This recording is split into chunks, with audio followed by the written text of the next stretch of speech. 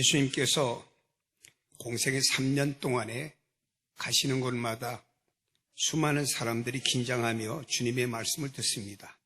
이유는 예수님께서 하시는 말씀을 당시의 제사장이나 어떤 선생들이 하는 말씀과 달랐고 또 권세가 있었기 때문에 또 무슨 말씀을 하실까라고 긴장하며 수많은 사람들이 주님의 말씀에 귀를 기울이고 있습니다. 한 번에 예수님께서 빌립보 가이사라 지방에 이르렀을 때 이번에 주님께서 침묵 가운데 제자들에게 이런 말씀을 하셨습니다. 많은 사람들이 나를 누구라고 하느냐? 주님께서 말씀을 전하실 때 많은 사람들의 반응에 대해서 주님이 물으셨어요. 그때 제자들이 들은 말씀을 가지고 주님께 그 반응을 이렇게 말했습니다. 어떤 사람들은 세례요한, 어떤 사람들은 엘리야, 예레미야가 살아 돌아와서 구약시대 인물이지만 말씀을 전한 것 같다. 그리고 어떤 사람들은 선지자 중 한 사람 같다. 이렇게 나름대로의 반응을 보인 것을 제자들이 주님께 전했습니다. 이때 예수님께서는 여기에 대해서는 말씀하지 아니하시고 그럼 너희들은 모든 것을 버리고 나를 따르는 주님의 제자들인데 너희들은 나를 누구라고 생각하고 나를 따르느냐 물었습니다.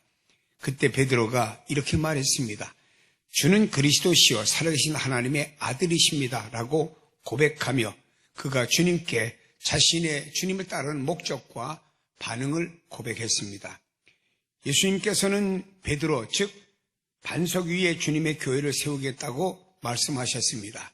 이것은 베드로가 초대 교황으로 삼겠다는 말씀이 아니고 앞으로 베드로가 성령 충만 받은 다음에 베드로를 통해서 전해지는 그 말씀 위에 주님의 교회를 세우겠다는 이런 말씀의 내용이 된 것입니다. 여러분, 반석이라고 하는 것은 무엇을 가리킵니까? 모래 위에 세운 집은 그 집이 아무리 화려해도 비가 오든지 바람이 불면 무너지고 맙니다. 그러나 반석 위에 세운 집은 비가 오고 창소가 나오고 바람이 불어도 무너지지 않습니다. 반석은 변함이 없는 것, 든든함을 우리에게 가르쳐주는 내용이 된 것입니다. 그래서 베드로의 이름도 반석이라고 개명시켜 주었고 베드로 그 고백하는 반석과 같고 그리고 든든한 그 말씀 위에 주님의 교회를 세우겠다고 말씀하고 있습니다. 여러분, 이 땅의 모든 것들은 변하고 있습니다. 사람들은 생활도 변하고 모든 환경들이 다 변하고 있습니다. 세상도 변하고 있습니다. 전에는 사고하면은 경상북도에서 청송 이 지역에서 사고가 많이 난다고 하는데 요즘은 일기 변화로 말미암아 그쪽에서는 사고가 나지 않고 그것이 다 어디로 올라가냐? 강원도로 올라갔답니다. 요즘에는 강원도 사고가 인기가 있답니다. 왜?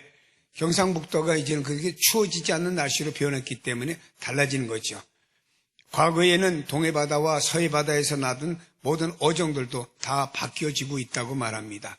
우리나라에도 이제는 열대 과일들이 과거엔 상상도 못했던 열대 과일들이 심어지고 생산되어지고 있습니다. 다 일기까지 변화되고 있습니다. 그러나 이 땅의 과거나 현재나 오늘이나 미래까지 영원히 변하지 않는 것은 성경이 말씀하고 있습니다. 예수 그리스도는 어제나 오늘이나 영원토록 변함이 없다고 말씀하고 있습니다. 주님은 변함이 없으신 분이죠. 그리고 주님께서 전해주신 하나님의 말씀은 과거나 현재나 아무리 세대가 바뀌고 과학과 문명이 첨단을 달린다고 해도 주님의 말씀은 변함없이 진행되어지고 가르쳐지고 교회를 세워가고 있는 줄로 압니다. 여러분, 우리가 복음을 믿는다고 하지요. 이 복음은 어디에서 출발했습니까? 예루살렘에서 출발해서 소아시아를 거쳐서 그리고 유럽으로 건너가서 미국으로 건너갔고 한국까지 다시 오게 된 이 복음입니다. 근데 소아시아의 복음이 전해졌을 때 요한계시록에 보면 소아시아의 7교회가 소개되는데 7교회는 크게 3종류로 나눠볼 수 있습니다. 100% 주님께 칭찬만 받는 교회, 50% 칭찬, 50% 책망받은 교회, 100% 주님께 책망받은 교회로 이렇게 나눠지고 있음을 볼 수가 있습니다. 여러분, 여기 교회는 똑같은 교회인데 지역만 틀린데 왜 주님께 칭찬받고 왜 주님께 책망을 받았을까요? 그것은 교회 안에 있는 내용들이 달랐기 때문이라고 하는 것입니다. 유럽이라고 하는 곳에는 수많은 교회들이 복음이 전해지면서 세워졌습니다. 여러분, 유럽에 여러분들이 가보면은 제일 먼저 눈에 지역마다 뛰는 게 뭔가요? 예배당입니다. 성당이라고 부르기도 하죠. 어마어마합니다. 규모도 어마어마하고 그 하나하나의 그 예배당 건물이 안과 밖이 하나의 작품이지 그냥 우리 한국과 같은 이런 예배당의 규모는 아닙니다. 예배당을 지을 때 100년, 200년, 어떤 교회는 500년 들여서 독일의 어떤 교회는 아직까지 미완성된 교회까지 있을 정도로 예배당을 참 아름답게 지어지고 그 예배당에서 그 연주되어지는 파이프 오르간은 엄청나게 그 돔 안에 있는 교회 모든 사람들이 감동시킬 만큼 이런 교회가 지어졌습니다. 여러분, 근데 이 유럽의 교회들이 지금은 현재적으로 다 무너지고 있습니다. 무너진다고 하는 건물이 무너지는 것이 아니고 교회 안에서 그렇게 예배드렸던 모든 성도들이 다 교회를 떠나가 버렸습니다. 과거에 우리에게 개혁교회를 물려줬던 칼빈, 그 기념교회도 지금 가서 주일날 예배드리면은 30에서 50명 앉아 예배드리지 성도들이 없습니다. 모든 교회들은 텅텅 비었고 박물관으로 변해가고 있고 심지어는 예배당이 운영할 수 없기 때문에 전기세도 안 나오고 하기 때문에 이 예배당을 팝니다. 팔아서 예배당에 과거에 있던 그 예배당 안에 건물에 레스토랑 내지 술집 다 팔려가고 다른 종교로 팔려갑니다.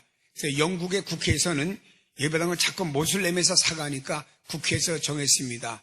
교회 건물은 타 종교나 타 시설로 팔 수가 없다 이렇게 정했습니다. 제가 한번 영국의 에딘버러에 갔다가 예배당은 건물인데 안에 레스토랑입니다. 식사를 한번 하려고 갔다가 많은 그 테이블이 있는데 강대상이 있던 자리에 테이블로 이렇게 있어서 제가 저기 가서 앉겠다고 그랬더니 저를 안내하는 분이 그랬습니다. 저기는 똑같은 메뉴로 먹어도 이 밑에 자리보다 금액이 더 비쌉니다. 물었죠. 왜 여기는 더 비싸냐? 똑같은 메뉴인데. 그때 하는 얘기가 거기 강대상이 있던 자리이기 때문에 복 있는 자리니까 돈이 더 비싸다 있다. 저는 그 체험하고 들어와서 에딘버러는 과거에 장로교 지역이었는데 왜 이렇게 교회들이 망가지고 이랬을까 하는 참 아픔을 가지고 와서 지금도 매일같이 기도할 때 유럽 교회가 과거의 복음을 흥망했던 그런 유럽 교회를 다시 돌아가게 해달라고 매일 저는 하나님 앞에 기도하고 있습니다. 다 무너졌습니다. 이유는 뭔가요? 교회의 본질을 상실했기 때문이라고 하는 것입니다. 여러분, 우리가 현대 한국교회를 바라봅니다. 건강하다고 보입니까? 한국교회가 본질에 왜곡되고 있는지 아닌지 여러분 어떻게 설명할 수가 있겠습니까? 참 교회는 아주 중요합니다. 교회가 어느 방향을 향해 가느냐, 하나님께서 그 나라와 그 민족과 그 교회에 관심을 가질 수도 있고 하나님께서 촛대를 옮겨서 그 나라와 그 교회에 모든 주었던 복을 하나님이 옮길 수도 있다고 하는 하나님의 주권 속에 진행되는 것이 바로 교회라고 하는 것입니다. 교회는 아주 중요합니다. 교회라고 하면 여러분 우리 흔히 생각하기를 건물을 교회로 볼 수 있습니다만 건물은 교회라고 붙었지만 진정한 성경이 말하는 교회는 이 안에 있는 성도 한 사람 한 사람이 모여진 공동체가 바로 교회입니다. 건물은 이런 교회인 성도들이 예배 드려지는 예배당, 하나님께 영광 돌리는 이 건물이 바로 교회죠. 그렇기 때문에 여러분 자신들이 교회가 모여서 예배 드려지는 이 예배당에서 하나님께 교회가 되는 성도들이 주일마다 모여서 영광의 예배를 드려야 되는데 한국교회는 코로나19라는 팬데믹으로 말미암아서 예배가 무너지고 기도가 무너지고 찬양이 무너지고 많은 것들이 몇 년 동안 무너진 크나큰 아픔 속에 수없는 사람들이 기도하며 현장에 나와서 예배를 드리겠다고 애쓰는 모습들이 있는 것을 보게 됩니다. 러시아에 갔습니다. 한 할머니의 간증을 들어보게 되었습니다. 그 할머니가 과거에 그 어떤 계단을 무릎으로 이렇게 오르면서 할머니가 눈물을 흘립니다. 왜 그렇습니까? 라고 물으니 그 할머니가 지금은 러시아가 다시 러시아 정교회를 바로 공교회로 공포했습니다만 그 전에 러시아가 소련 시절에 그 개방하지 않고 교회 문을 다 닫았을 때 얘기입니다. 그 할머니가 그 계단을 무릎으로 오르내면서 울면서 기도하며 뭐라고 합니다. 물었습니다. 왜 그렇습니까? 그랬더니 그 계단 위에 과거에 교회가 있었는데 지금 교회가 사회주의 국가가 허물어버리고 교회가 없다 이게. 자기는 과거에 그것에 교회가 세워졌던 걸 상상하면서 이 계단을 무릎으로 오르내리면서 하나님 앞에 다시 교회가 복원하게 되려고 기도하고 있다는 얘기를 들려줬습니다. 여러분 그렇습니다. 현대 교회가 어딜 향해 가고 있느냐 참 중요한 것이고 교회가 무너지면은 절대로 안 됩니다.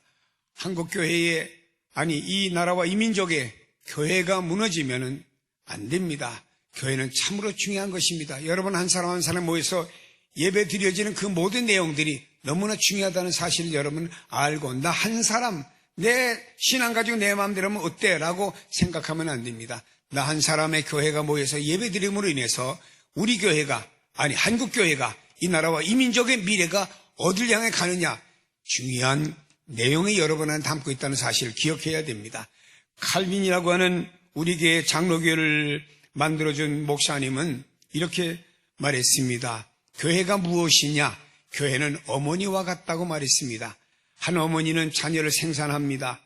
그 자녀를 성장시키는데 진자리 마른자리 갈아넣으면서 부모의 모든 것을 다 그 아이를 위해서 투자합니다. 부모는 자신의 모든 누릴 수 있는 권리마저도 자녀를 위해서는 다 포기하고 삽니다. 그리고 그 아이가 성인이 됩니다. 성인이 되면 끝납니까? 장가 시집 가서 또 가정에서 아이를 낳고 그리고 또 아빠도 엄마도 직장 다니면요. 또 가서 손주, 손녀 또 다 봐줘요. 어떤 권사님들은 등에다 팥으로 도배를 하고요. 그리고도 또 손녀, 손자를 업고 다니는 그 권사님 모습은 무엇을 가리킵니까? 자기 평생 그렇게 자녀를 수고했지만 이제 누려야 될 자신의 노후를 위해서 편히 살아가야 될 연세가 되었지만도 자녀를 위해서는 이렇게 하는 어머니의 그 모습 속에서 교회가 무엇이냐? 어머니와 같다라고 말했습니다. 한 생명 교회 들어와서 예수를 믿게 되었고 성장해서 영적인 성인이 되기까지 수고하는 것이 어딘가에 교회라는 공동체 아닙니까? 그래서 교회가 중요한 거죠. 안양에 한 재래시장, 식시장이 있습니다. 한 아주머니가 거기서 시금치 장사를 해요. 이 아주머니는 조그만 연탄불을 과거에 펴놓고 겨울이면 그 연탄불에 손을 쬐면서 또 몸이 나른하면 졸다가 손님이 와서 시금치 달라면 또 뻘떡 일어나서 부활해가지고 시금치 팔고 이래가면서 한 아주머니에게 누군가가 전도를 했습니다. 그 아주머니 교회 오니 교회가 얼마나 참 좋습니까? 여름엔 시원하지요. 겨울엔 따뜻하지요. 하니까 이 아주머니 또 맨 앞줄에 앉아가지고 예배 시간만 되면 그냥 좋습니다. 그러니 목사님께서 좋으니까 또 좋은 사람을 부활시키려고 말입니다. 설교하다 말 강단을 땅 치는 거예요. 땅 치면 이 할머니는 말입니다. 앉았다가 뻘떡 일어나가지고 시금치 한 단에 500원이야. 그러니 예배 드리다가 아멘이 안 나고 시금치 500원이 나오니 참 목사님도 안타까운 일 아닙니까? 그리고 헌금할 시간이 되면은 또 이 아주머니 또 주머 뒤져보니까 잔돈이 없고 큰 돈만 있으니까 얘 며느라기야 어딨냐 소리치면서 나 잔돈 바꿔줘 헌금하게. 이러니 예배 분위기가 참 이상해집니다. 이런 아주머니가 교회 나와서 세례를 받고 또 그분이 설립사가 되고 권사님이 되기까지 바로 그 모든 산거의 역할을 하는 것이 어디냐. 그게 바로 교회라 이 말입니다. 그래서 교회는 대단히 중요한 것이죠. 여러분 이 땅에 있는 교회는요 이렇게 어머니와 같이 이런 역할을 해서 한국교회가 오늘날에 1200만 아니 이제는 1000만 또 요즘에 코로나 지나가면서는 이제는 뭐 800만 이하로 줄었다는 이야기도 있습니다만은 이렇게 한국교회가 부흥되고 성장한 것은 선교사들이 들어와서 말입니다. 전혀 예수도 모르는 사람들에게 예수를 전했잖아요.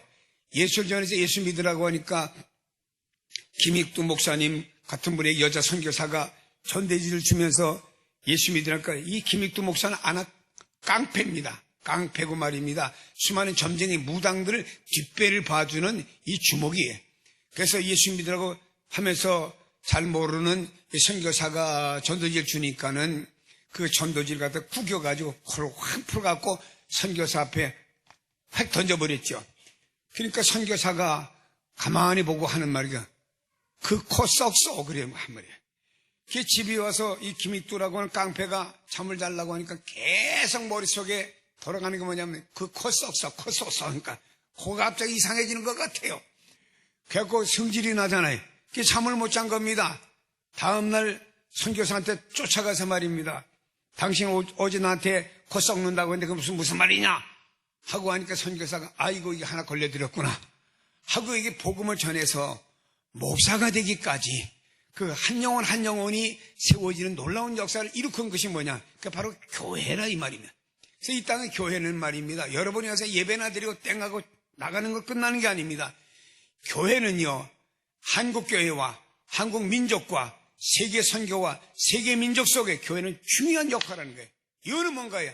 하나님께서 이 땅의 모든 것을 보시는 가운데 영이신 하나님께서 다른 모든 것도 보시지만 하나님 유독이 관심을 갖는 곳이 어디냐면 바로 교회라고 하는 겁니다. 그래서 교회 나와 예배드리고 교회를 찾는 여러분들은 아주 중요하다는 사실을 깨달아야 됩니다. 여러분, 이 땅의 교회는 진정한 교회가 되어져야 되고 교회들은 반석 위에 세워진 교회들이 되어져야 됩니다. 반석 위에 세워진 교회는 어떠한 교회입니까? 베드로가 이렇게 말했습니다. 주는 그리스도시요 살아계신 하나님의 아들이십니다라고 말했습니다. 예수님 당시의 사람들은 예수님을 잘 몰랐어요. 예수님 오셔서 말씀 전하니까 저분이 누구야? 저분 세례 요한이래. 저분 누구야? 엘리야 혹은 예레미야가 살아왔대. 이렇게 반응들을 보였습니다. 저분 선지자 중에 한 사람이래. 예수님에 대해서 잘 몰랐어요. 그 당시에 서기관 바리새인들이 가르친다고 하지만 예수님에 대해서 그 하나님의 말씀을 제대로 가르치지 못했습니다. 그때 베드로가 하나님이시며 육신을 입고 이 땅에 오신 예수님이라고 고백했습니다. 다시 말해 무슨 고백인가? 그게 바른 신앙을 고백했다 이 말입니다. 오늘날의 한국교회는 말입니다. 바른 신앙을 고백해야 된다라고 하는 거예요.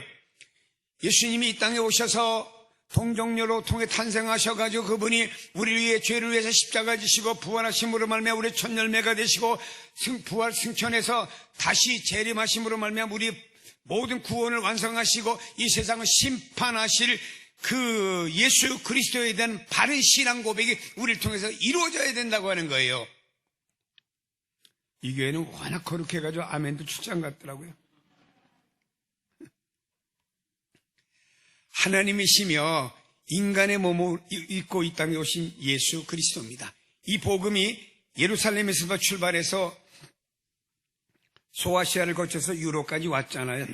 근데 유럽에 그 당시 모든 길은 로마를 통해서 유럽의 길을 통하기 때문에 그 로마라는 나라는 기독교를 100년 동안에 10명의 왕이 나타나면서 황제가 나타나면 반대를 했습니다. 아주 교회를 예수 믿는다고 하면 잡아다가 순교시키고 원형 경기장 안에다가 말이에요. 예수 믿는 사람 잡아다 놓고 그 관중석에 많은 사람들이 앉아가지고 그 잡아놓은 교인들을 갖다가 말입니다. 그 밑에서 지하에서 사자 올라오고 해서 다 물어 죽이고 그랬잖아. 이게 수없이 많이 했습니다. 그때 그 광경을 역사학자 요세푸스라는 사람이 이렇게 말했습니다. 그곳인 다음에 사람 살려 소리친 게 아니랍니다. 찬송을 부르고 기도하고 한 어머니는 아이를 안고 그곳에서 사자가 달려오니까 사자를 향해서 얼른 내 심장을 파먹고 우리 아이의 심장까지 파먹어라. 그래야만 우리가 천국 갈 수가 있다. 이러면서 이게 붕해가 아닌 영적인 놀라운 현장이었다고 하는 것을 역사학자들은 우리에게 전해지고 있습니다. 왜 이런 말씀 드립니까? 그들은 이런 핍박 가운데서 신앙을 지키려고 로마에서는 귀족이 죽으면 지상에다 묻고 자기들이 점령하고 있는 노예나 이런 사람들이 죽으면 지하에다 땅굴을 파가지고 말입니다. 개미굴처럼 파서 거기다가 사람을 장례를 지냅니다. 그런데 이들은 말이 카타콤베라고 하는 지하 공동묘지가 로마 안에 수없이 많습니다. 그것으로 그들은 도망 들어가서 그것에서 몇 대째 내려가면서 예수를 믿고 순수하게 신앙을 지켜온 로마의 기독교인들이 역사 속에 얼마나 많았는지 모릅니다. 여러분, 그 카타콤베에 갔다가 여러분들 성지순례 가보면 알지 않습니까? 지하에 들어가면은 그곳에 동굴에 벽을 따가지고 1층, 2층, 3층 높은 동굴에는 5층 됩니다. 그 사람 시신을 묻고 앞에다가 이렇게 돌로 하나 막으면 그 장례 끝나는 것이죠. 건조하기 때문에 시신 썩는 냄새는 안 납니다. 거기에 돌로 막은 그 석관에 보면 이렇게 써 있습니다. 주님, 이 땅에 오셔서 이곳을 지나실 때 내 이름을 불러주시옵소서. 부활을 기대하면서 거기 있는 모든 사람들이 잠들어 있는 모습을 우리가 지금도 가면 볼 수가 있습니다. 이러다가 로마의 콘스탄틴 황제가 즉위하면서 엄마 헬레네 여사가 예수를 믿었기 때문에 지금도 이스라엘 가면은 베들레헴 교회와 그 예수님이 십자가에 지신 그 골고다 언덕의 교회는 그 헬레나 여사에 의해서 지어진 두 교회가 지금도 예루살렘 성지순례 가면 볼 수가 있습니다. 그런데 이 콘스탄틴 황제가 즉위하면서 어머니 신앙의 영향으로 말미암아서 로마의 기독교를 국교로 아주 공인시켜 버렸습니다. 이래가면서 지하에 있던 교인들이 지상으로 와서 이제 교회를 세우고 교회가 부흥되게 되었습니다. 이제는 신앙의 자유가 주어졌죠. 신앙의 자유가 주어지면서 어떤 일이 났습니까?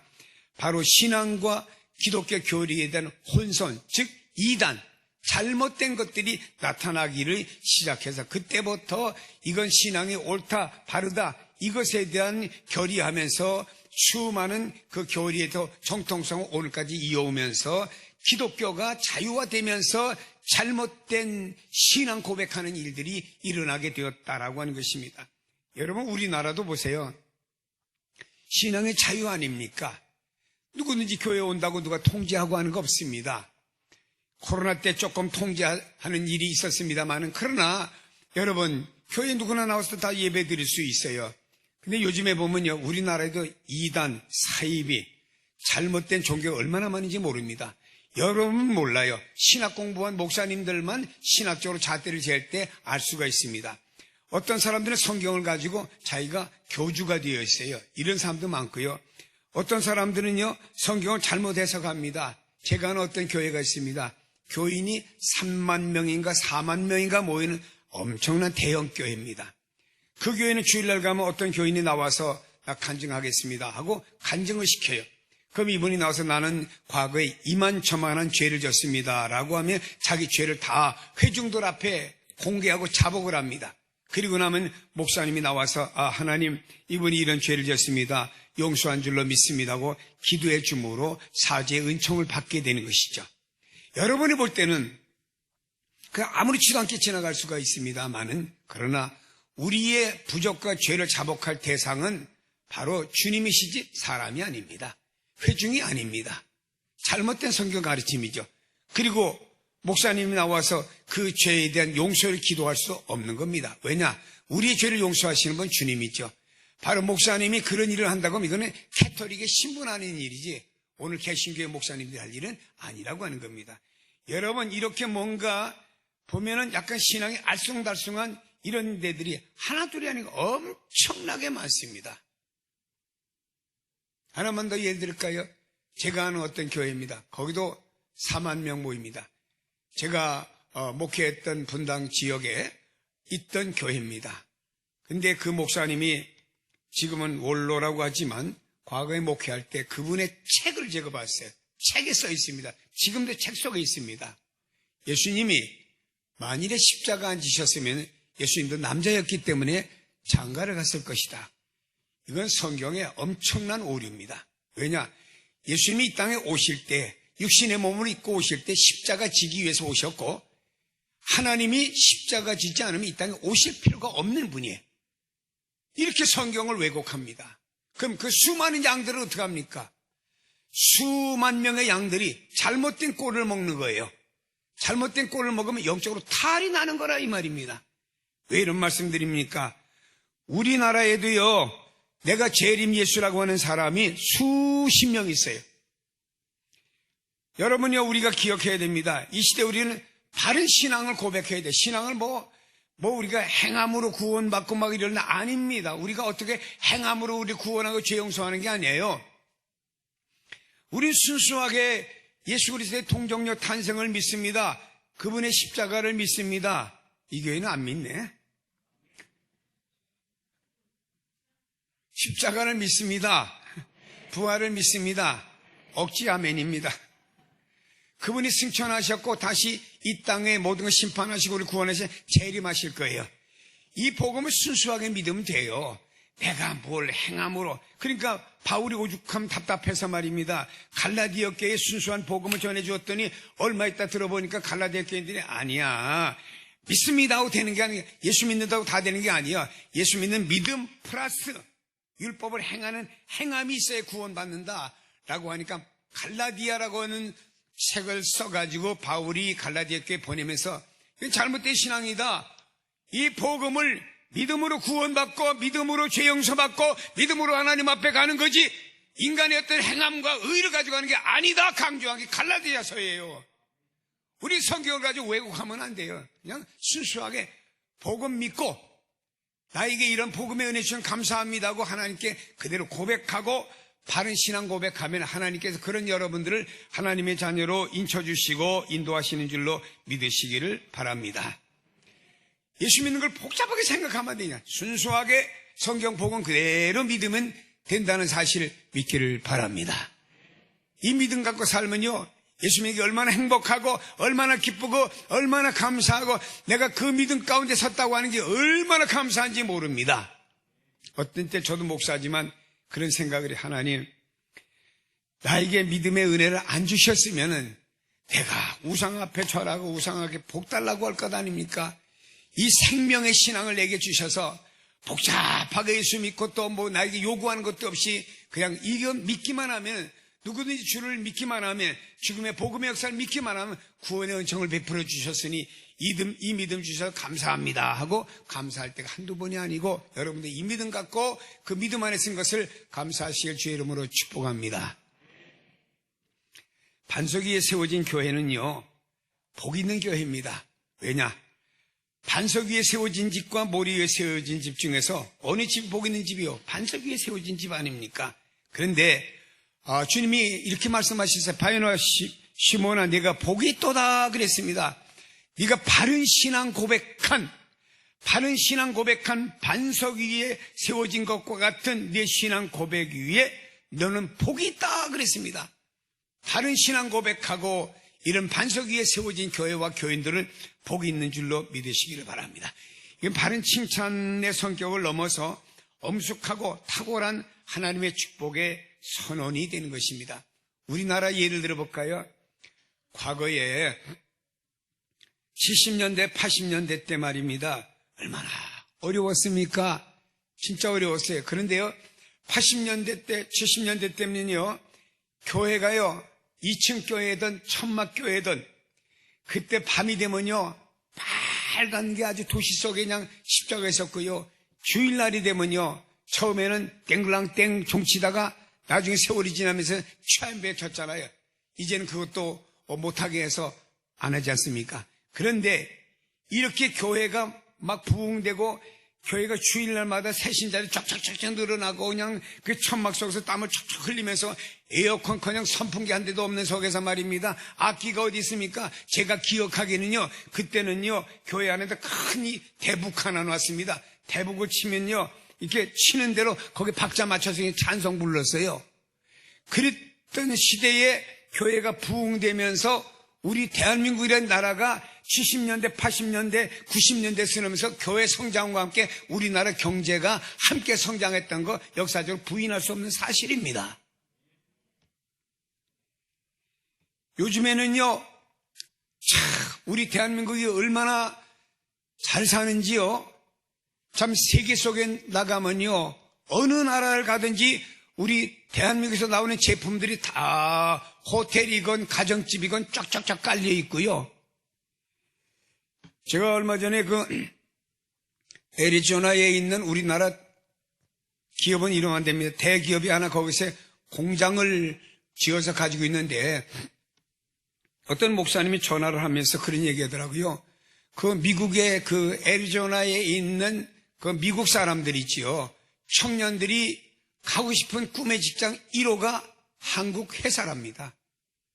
미국에 있는 아이들, 미국 현지 아이들이 가고 싶은 직장의 첫째가 바로 한국 그 공장 회사예요. 이 정도로 우리나라가 이제는 세계 속의 대한민국으로 아주 높이 올라선 거예요. 그러다 보니까 여러분 이렇게 축복받기까지는 하나님께서 우리 과거 70년대 80년대 때 어르신들이 말입니다.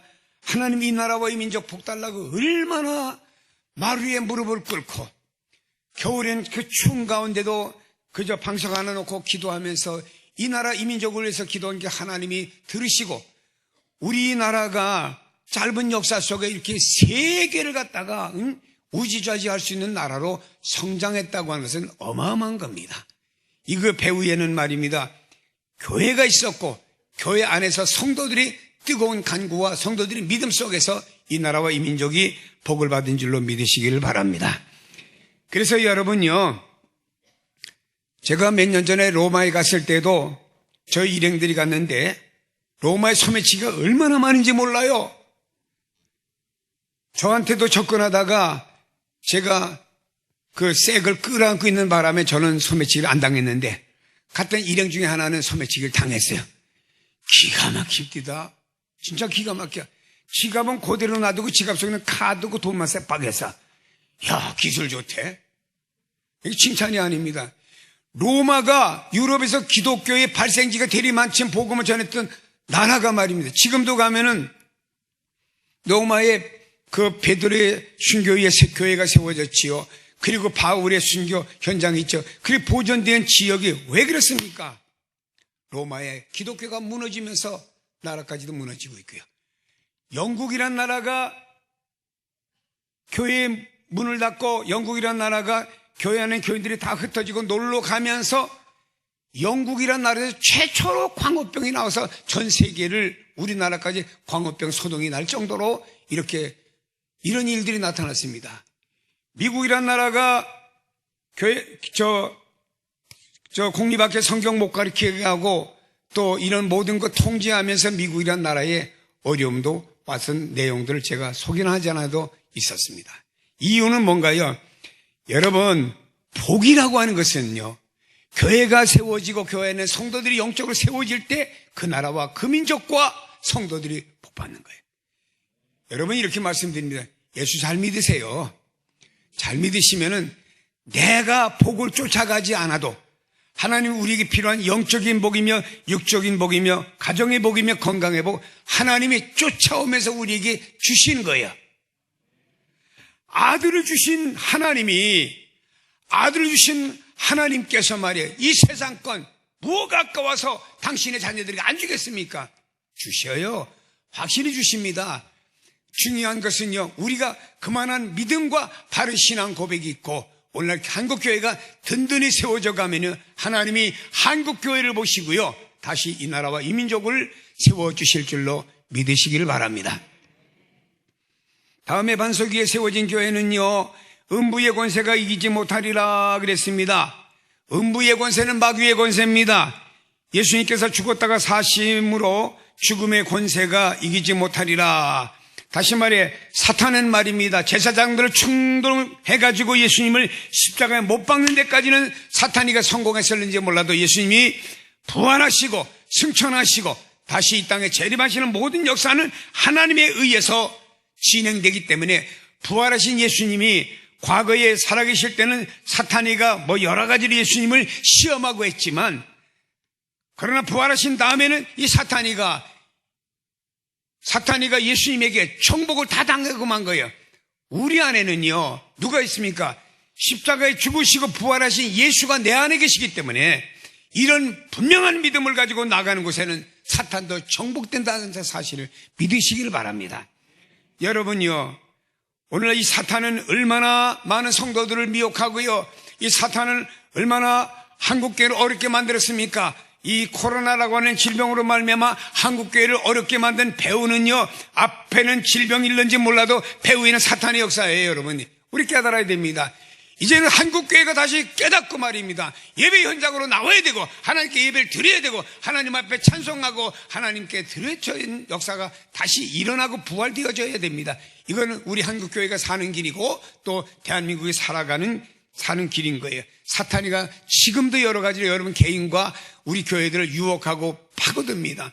한국교회를 많이 망가뜨리는 사탄의 작전 중에 하나가 뭔지 압니까? 합리주의, 인간적인 사고를 가지고 합리적으로 교회를 어떻게 해야 되고, 그 다음에 세속에 있던 세속주의가 교회 안에 들어와서 그 세속주의의 모든 것들이 교회를 판칩니다. 그런가 하면 인간의 모든 것들이 이제는 지식의 수준이 높아지면서 또 과학과 문명이 첨단이 되면서 이성주의를 가지고 사탄이가 말입니다, 한국교회를 많이 어렵게 만드는 경향도 없지 않아 있습니다. 이런 가운데 여러분, 우리 한국교회가 뭘 해야 됩니까? 교회는 다른 게 아닙니다. 예수님을 높이고, 예수님을 찬양하고, 예수님을 증거하고, 이 예수 중심으로 교회가 세워질 때 사탄이가 한 길로 왔다 일곱 길로 도망갈 것이고 역사하지 못합니다. 여러분, 주님의 십자가와 부활을 분명히 믿으시고 그 안에서 사탄의 권세를 이기는 성도, 교회가 되기를 축복합니다. 하나만 더 말씀드립니다. 반석 위에 세워진 교회는 말이에요, 이렇게 말씀합니다. 주님께서 내가 땅에서 무엇이든지 매면 하늘에서도 매일 것이요, 내가 땅에서 무엇이든지 풀면 하늘에서도 풀리리라 그랬습니다. 자, 구약 성경을 봅니다. 엘리야가 아합에게 가서 이러면서, 당신이 하나님 멀리하고 우상 섬김으로 말미암아 이 땅에 비가 내리지 않고 가물 것이다. 엘리야가 선포한 대로 이 땅에 비가 내리지 않았습니다. 3년 6개월 동안 가뭄과 고난 당하다가 엘리야가 갈멜산에서 하나님 앞에 기도함으로 다시 이 땅에 비를 주셔야 됩니다라고 기도하는 순간에 하나님께 소낙비를 주셨죠. 엘리야는 우리와 성정이 같은 사람이로되, 다시 말해 우리와 인간이 똑같은 인간이에요. 엘리야도 낙심했고 엘리야도 참 부족했던 인간의 모습이 있었습니다마는 우리와 똑같은 사람이었지만 하나님 앞에 비 그쳐주세요. 비 그쳤죠. 하늘문 열어 비 내려주세요. 비가 내렸습니다. 여러분은 어마어마한 자원이 있어요. 주님께서 뭐라고 말했습니까? 너희가 내 이름으로, 예수의 이름으로 무엇을 구하든지 내가 아니라 내가, 바로 주님이 시행하리라. 하나님 시행한다고 말씀했어요. 우리는 주님의 이름으로 하나님 앞에 기도할 수 있는 권한과 권세를 가진 사람들이에요. 이걸 왜 묻어둡니까? 아니지요. 여러분, 이것을 교회가 활용해야 됩니다. 그래서 우리가 이 땅에서 아버지하고 하나님 앞에 부르짖으면 뭔가 하늘에서 묶이고, 하나님 앞에 아버지가 물으면 하늘에서 열리는 역사가 일어나는 것이 바로 믿음으로 되어지는 것입니다. 사랑하는 여러분, 저는 이 얘기 드리고 말씀을 마치겠습니다. 일부 예배는 봉사하는 분들이 많이 있기 때문에 제가 설교를 짧게 했어요. 30분만도 안 했어요. 근데 이분은 여러분 돌아가시니 점심 잡술 것 같으니까 조금 길게 하는데, 여러분 무슨 얘기인가 하면요, 스펄전 목사님이 영국을 영적으로 뒤흔들어오는 대단한 목사님이십니다. 그러니 교회에 부흥 많이 되지. 그리고 이 목사님 설교가 참 탁월한 설교지. 그래서 전국에서 이 목사님께 교회 탐방으로 와서, 목사님, 우리 교회 부흥하고 탁월한 설교하시는 방법 좀 가르쳐 주세요라고 물었더니, 스펄전 목사님은 아무 소리 하지 않고 나를 따라오라고 하더니 저 교육관을 데려가니까, 교육관에 가니까 우리로 말하면 권사님, 집사님 이런 분들이 거기서 한 500명이 모여가지고 바글바글 하나님 앞에 기도하는 거예요. 기도하는 겁니다. 그러면서 스펄전 목사님이 그랬습니다. 내가 설교를 바르게 할 수 있고 우리 교회 부흥하는 비결은 저분들 때문입니다. 기도라 이 말이에요. 그 기도가 그 교회를 부흥시켰고, 그 기도가 그 목사님은 탁월한 목사님으로 세워지는 역사가 일어났다 이 말입니다. 영국의 존 웨슬리가, 여러분, 영국 한때를 전 영적으로 뒤흔들 때 존 웨슬리는 어떤 사람인가? 지금도 존 웨슬리 영국으로 성지순례 갔다가 한번 가보세요. 그때는 2층이 마루였습니다. 요즘같이 이렇게 스라브를 치지 않고 마루였는데, 올라가 보면요, 그 마루에 이렇게 구멍이 2개가 나 있습니다. 뭔가 물어봤더니 스펄전 목사가, 웨슬리 목사가 두 무릎을 꿇고 얼마나 하나님 앞에 무릎 꿇고 애원하며 기도했는지 그 마루가 구멍이 2개 날 정도로 기도한 거예요. 그렇게 마루가 뚫어지면요, 여러분 역사가 일어나요. 여러분, 기도하지 않고는 우리 크리스찬들이 살 수 없고요, 기도하지 않고는 안 됩니다. 저도 자녀들에게 카톡 문자를 보내면서 수시로 잘 사용하는 문자가 있습니다. 기도해라.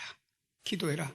우리 가정을 위해 기도해라. 너희를 위해 기도해라. 손녀들을 위해 기도해라. 뭘 위해 기도해라. 기도가 또 문자가 와요. 아버지 이렇게 기도하고 있습니다. 이렇게 기도하고 있습니다. 왜? 젊은이들이 살아가는 미래에 그들의 길을 하나님 쫙 열어지는 길은 하나님 앞에 기도해야죠. 이 교회가 부흥되고 역사가 일어나고 이 교회가 뭔가 미래를 향해서 아름답게 달려가려고 뭔가 기도해야 됩니다. 사랑하는 여러분, 기도 많이 하세요. 기도는 실패가 없습니다. 여러분, 하나님 앞에 기도를 아무리 투자해도 그거는요, 공짜가 없는 게 기도입니다. 우리 조상들이 말입니다. 참 70년대 때 먹을 거 없잖아요. 입을 거 없잖아요. 그러면서도 얼마나 이 나라와 민족을 위해 기도 많이 했습니까? 오늘의 대한민국은 저절로 이루어진 것이 아닙니다. 그분들의 기도 덕분에 오늘의 대한민국이 세워졌다고 해도 과언이 아닙니다. 성경이 이렇게 말합니다. 시편 18편 6절에 그가 그의 성전에서 내 소리를 들으시며, 이 성전에서 그들이 부르짖는 소리를 들으시며 그 앞에서 나의 부르짖음이 그의 귀에 들렸도다. 우리가 성전에서 하나님 앞에 기도할 때 하나님 그 소리를 들으십니다. 새벽 기도, 철야 기도 중요한 겁니다. 나와서 하나님 앞에 기도함으로 여러분들 이 교회는 주님 오실 때까지 반석 위에 세워진 교회로 든든하게 세워져 가기를 주의 이름으로 축복합니다. 기도하겠습니다. 하나님 아버지 고맙고 감사합니다.